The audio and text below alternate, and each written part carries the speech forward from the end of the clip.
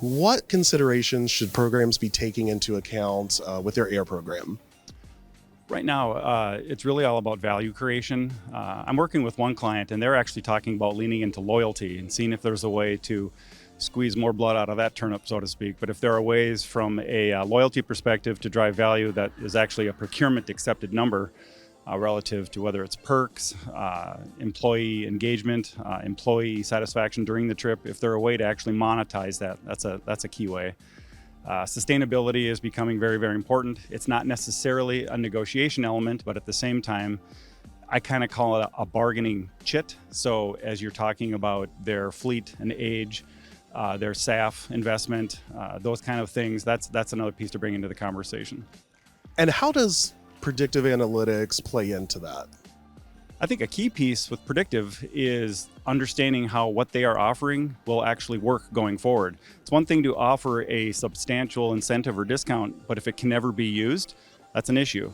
So having a tool and the tools to say, well, you know what, I really need an inventory that's going to be available less than 7 days, things like that.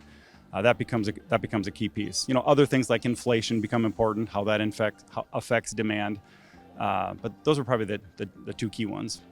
Okay, so for all of our viewers out there, I want to get your top 3 takeaways for what programs should be thinking about when optimizing their air program.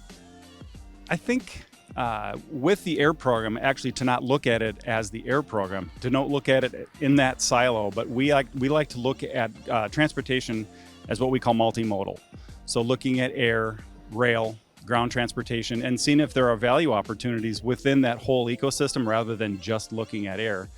That's a key piece. Another one is actually in the marketing and merchandising space. We call it traveler engagement marketing or merchandising, but we have found that kind of the consumerization, treating the traveler himself or herself as a buyer coming into the corporate store, being able to influence them to make a decision that is best for the company, best for the globe. You can actually influence them at point of sale and actually out throughout the course of their journey as well. Wonderful, great insights. Always great talking with you. Thanks so much. Thank you very much. What do you look for in a friend? Empathy. Right.